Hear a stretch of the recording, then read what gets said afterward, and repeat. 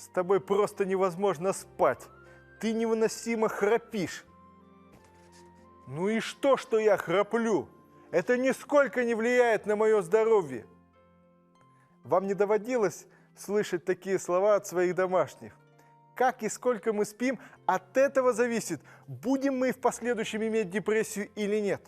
В то же самое время трудно назвать сон храпящего человека здоровым. Храп и депрессия взаимосвязаны, как выяснил Центр контроля и превентивной медицины в Атланте.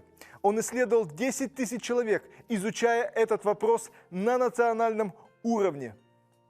А происходит это как следствие остановки дыхания во время сна. Остановка возникает, когда сужаются верхние дыхательные пути, в результате чего дыхательные мышцы работают с трудом.